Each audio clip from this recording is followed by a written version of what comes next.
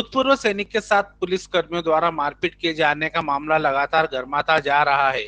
मामले में करणी सेना द्वारा गुरुवार को पुलिस कंट्रोल रूम का घेराव किया गया। यहां पुलिस अधीक्षक सत्येंद्र कुमार शुक्ल को एक ज्ञापन सौंपा गया, जिसमें मांग की गई है कि थाना माधवनगर और थाना नानाखेड़ा के पुलिस कर्मियों पर कार्रवाई की जाए। यहां बता दें कि भूतपूर्व सैनिक ने 2 दिन पहले एक शिकायती आवेदन दिया था, जिसमें कहा गया था कि थाना नानाखेड़ा और थाना माधवनगर पुलिस द्वारा उसके साथ मारपीट की गई है। खास बात यह है कि मारपीट की यह घटना मेडिकल रिपोर्ट से सच साबित हो रही है। वहीं पुलिस अधीक्षक सत्येंद्र कुमार शुक्ला ने कहा कि उन्होंने मामले में जांच के आदेश दे दिए हैं। दोषी पुलिस कर्मियों व अधिकारियों पर कार्रवाई होगी। यहां बता दें कि करणी सेना का यह प्रदर्शन प्रदेश अध्यक्ष शिव प्रताप सिंह के नेतृत्व में था। के बीच के रात का एक घटनाक्रम है, जिसको लेकर 2 प्रकरण पंजीकृत हुए हैं।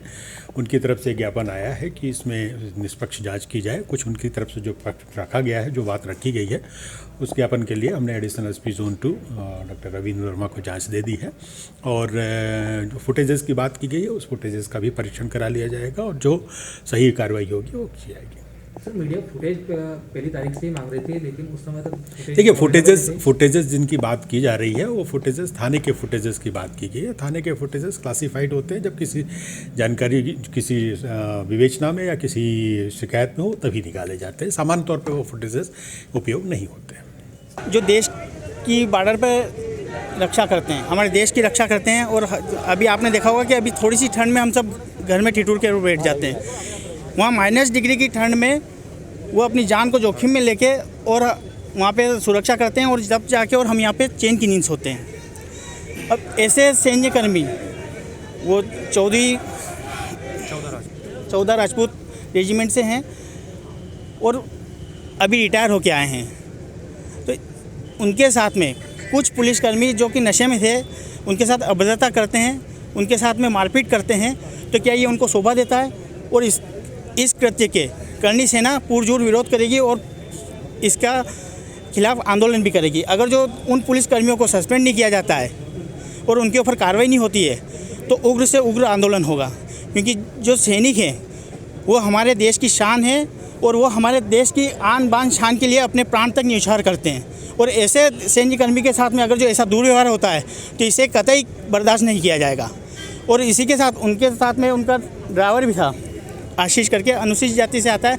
वो भी हमारा भाई है और हम उसके लिए भी न्याय की मांग करते हैं। उसके साथ में भी मारपीट हुई है और उसके ऊपर अभी भी उसके ऊपर इनके द्वारा जो मारपीट की गई है उसके निशान उसके शरीर पर आज भी मौजूद हैं। कौन कौन इस घटना में पुलिसकर्मी शामिल थे और आपकी ओर से किस तरह की कार्रवाई की आप मांग कर रहे हैं? एक नगर पुलिस अधीक्षक और विनोद मीणा, इन 2 के तो नाम मालूम है, बाकी के नाम एक प्रेम मालवी करके हैं। किस तरह की कार्रवाई चाहते हैं आप? इनको सस्पेंड करके और इनके ऊपर FIR दर्ज हो और जो सख्त कार्रवाई हो वो पुलिस उनके ऊपर कार्रवाई करे, शासन प्रशासन। अगर जो कार्रवाई नहीं होती है तो फिर हम जगह जगह गृह मंत्री और मुख्यमंत्री के पुतले जलाएंगे, क्योंकि ये हमारे देश से जुड़ा हुआ मामला है।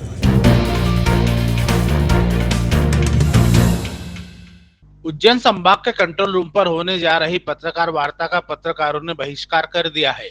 पत्रकार नीलेश खोयरे ने जानकारी देते हुए बताया कि नीलगंगा थाना क्षेत्र में पुलिस ने स्मैक की तस्करी करते आरोपी को गिरफ्तार किया था, जिसके बाद पुलिस अधीक्षक के नेतृत्व में कंट्रोल रूम पर पत्रकार वार्ता होने जा रही थी, जिसमें कोई भी अधिकारी लगभग आधे घंटे तक नहीं पहुंचा, जिसके बाद पत्रकारों ने पत्रकार वार्ता का बहिष्कार कर दिया। हालांकि पुलिस के अधिकारी पत्रकारों को मनाने के लिए भी पहुंचे, लेकिन पत्रकारों ने उन्हें पत्रकार वार्ता में जाने से साफ इनकार कर दिया। पत्रकारों का यह भी कहना है कि वर्तमान स्थिति में पुलिस पत्रकारों को कवरेज के दौरान कोई मदद नहीं कर रही है, जिसको लेकर सभी नाराज हो गए और बहिष्कार कर दिया। हम पत्रकार साथियों के साथ एक प्रेस कॉन्फ्रेंस में हमेशा ये घटना होती है कि हम लोग समय पर आ जाते हैं और अधिकारी जो हैं वो आधा घंटा 1-1 घंटा लेट आते हैं। तो इसलिए इस बार सभी अधिकारियों को सिर्फ इसलिए कि उनको अगली बार ये हम लोगों के साथ दुर्व्यवहार ना हो, इसलिए हमने इस कॉन्फ्रेंस का बहिष्कार किया आज। किसी प्रकार से पुलिस के द्वारा कुछ अधिकारी भी आए थे। हालांकि हमारा कोई अधिकारियों से किसी से भी कोई पर्सनल दुश्मनी नहीं है, बस ये है कि हमारा भी एक सम्मान हो, हमारे सब साथियों का सम्मान हो और समय पे कॉन्फ्रेंस चालू हो जाए बस। क्योंकि सभी अपना काम छोड़ के आते हैं और सभी को समय की बहुत आवश्यकता है, इसलिए इंगा थाने की प्रेस कॉन्फ्रेंस होने थी।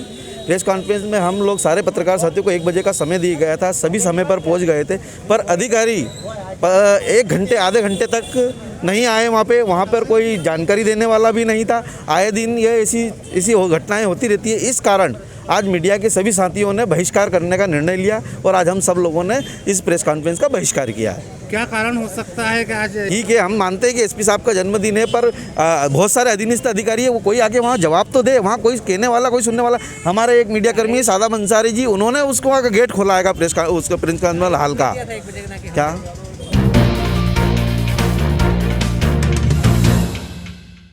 देश में इस समय सबकी नजर उत्तर प्रदेश सहित पंजाब, उत्तराखंड, मणिपुर और गोवा में होने वाले चुनाव पर है।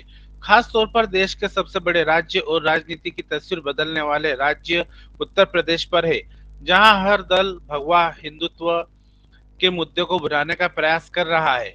लेकिन राजनीतिक दलों के इस तरह के एजेंडे से संतों में आक्रोश दिखाई देने लगा है, क्योंकि राजनीति में धर्म आने से धर्म के रक्षक यानी संत खुद को ठगा महसूस करने लगे हैं।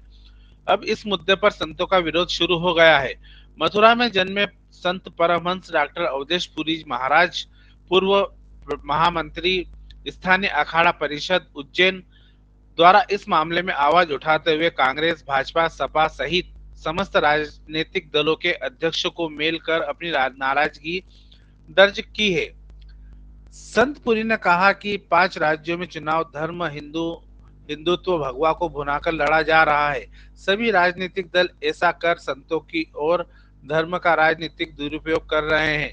अगर चुनाव में भगवा हिंदुत्व का प्रयोग करना है तो 20% सीटों पर संतों को अवसर दिया जाए।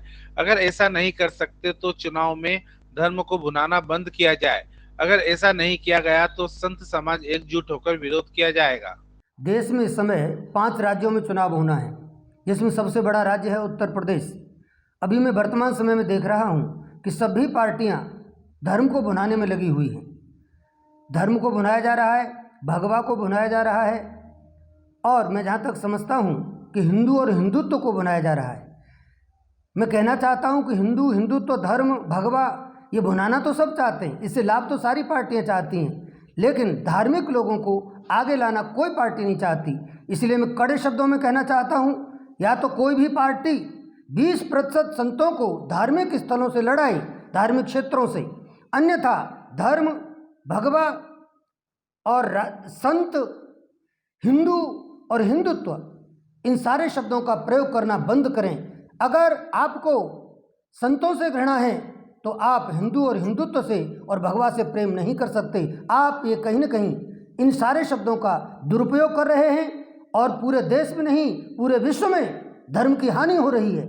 सच्चे अर्थों में आपको धर्म से प्रेम है तो आपको धार्मिक लोगों से भी प्रेम करना चाहिए, जिससे कि राजनीति में पवित्रता आए।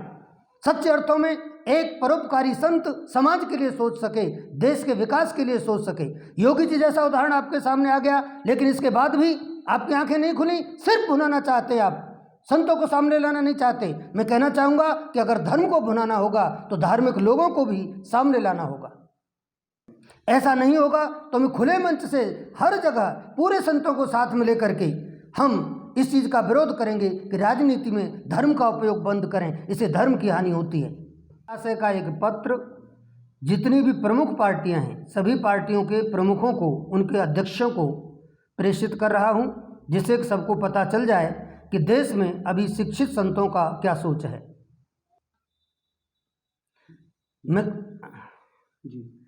मैं कहना चाहता हूं कि कोई भी पार्टी के प्रमुख या अध्यक्ष जान लें कि अब संत जाग चुके हैं, अब ये अंधेरगिरी बहुत अधिक लंबे समय तक नहीं चलने वाली। या तो इनको धर्म को भुनाना बंद करना पड़ेगा या तो धार्मिक लोगों को साथ में लेना पड़ेगा, तभी इस देश का उद्धार होगा, इससे पहले नहीं।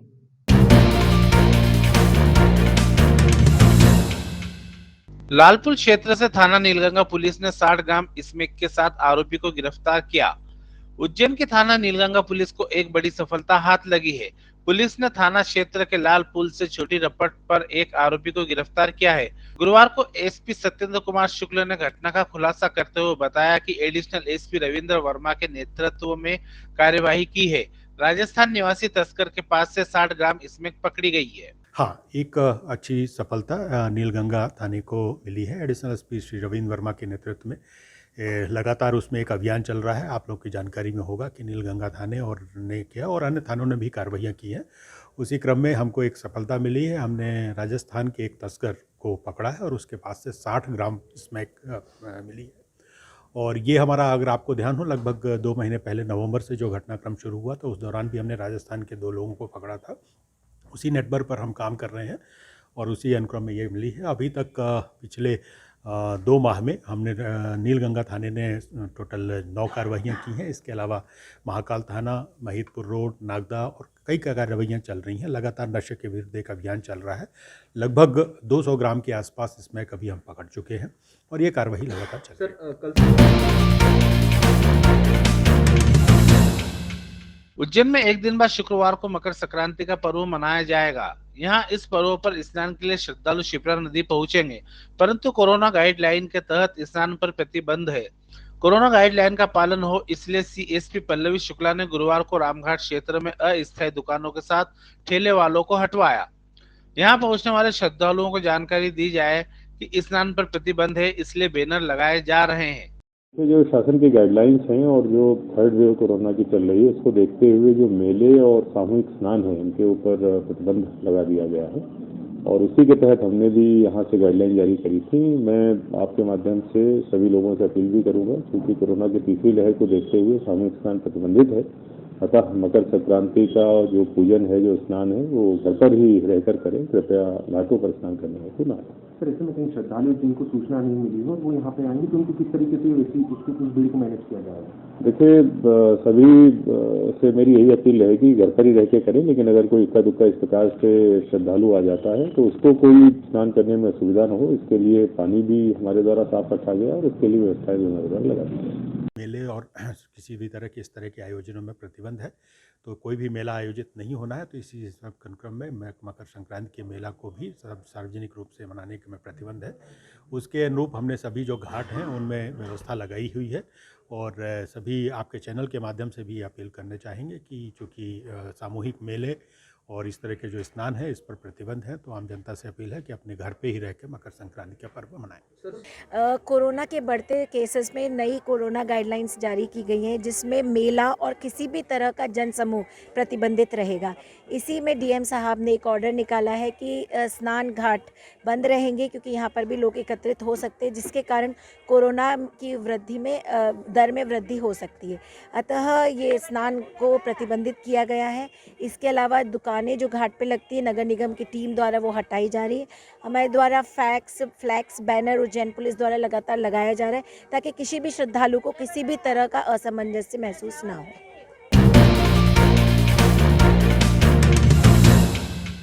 उज्जैन में मकर संक्रांति का पर्व काफी धूमधाम से मनाया जाता है।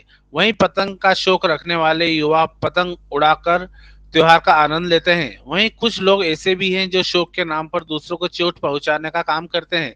ऐसा ही एक मामला सामने आया है, जहां पर पुल उतर रहे बच्चों को चाइना की डोर से गंभीर चोट आई है। मामले की जानकारी देते हुए परिजनों ने बताया कि वहां किसी जरूरी काम से हरि फाटक ब्रिज से उतर रहे थे। वहीं इस दौरान चाइना की डोर आकर उलझ गई और बच्चे की ठोड़ी पर 8 टाके आए हैं। वहीं मामले को लेकर उज्जैन पुलिस अधीक्षक सत्येंद्र कुमार शुक्ला का कहना है कि कोई भी व्यक्ति चाइना डोर बेचता पाया जाता है तो उसके खिलाफ सख्त कार्यवाही की जाएगी। चाइना डोर पे हमने कार्रवाइयाँ की हैं और चाइना डोर का उपयोग करते हुए जो पतंगे के सामान्य मकर संक्रांति के समय ये चाइना डोर का उपयोग होता है और ये बहुत ही घातक है। मैं सभी लोगों से ये करूँगा कि जो सामान्य पतंगबाजी या पतंग का जो एक चलाने का चलन है या परंपरा है उसको निर्वहन करें, लेकिन सामान्य जो धागा है उसी से उपयोग करें। चाइना डोर इतना खतरनाक होता है कि कई बार इसमें लोगों की जान भी चली जाती है, खासकर मासूम बच्चों के लिए बड़ा घातक होता है। इसलिए आपके चैनल के माध्यम से मैं अपील करना चाहूँगा कि उसमें चाइना डोर का उपयोग ना करें और ये प्रतिबंधित भी की गई है, इसमें कानूनी कार्रवाई भी की जा सकती है। वलक को ये चाइना डोर से कहाँ पर? हरिपाड़ा गोरू ब्रिज पे। अच्छा, कितने बजे घटना आई? ये 5 बजे घटना है जी। मैं गाड़ी से कोट मुल्ले से इधर आ रहा था ब्रिज के ऊपर घर की तरफ, तो ब्रिज के नीचे मतलब घटना घटी। ब्रिज के ऊपर? हाँ, मतलब हल्का सा टर्न जो नीचे आ रहा था उतर गया बस। बालक की उम्र कितनी है? 5 साल है इसकी उम्र। 5 साल की उम्र जी। है। 8 टाँके आए इसको। 8 टाँके? 8 टाँके आए चाइना की डोर से। ये हरिपाटक से इसके नाना के साथ आ रहे थे, नूरुद्दीन के साथ। ग्रीन पार्क के रहने वाले हैं और चाइना डोर से इनका पूरा गाल कट गया है। और मेरा प्रशासन से ये मांग है कि जितने भी अभी भी जो बेच रहे हैं और जो इस तरह से डोरों को उड़ा रहे हैं, उन पर सख्त से सख्त कार्रवाई की जाए।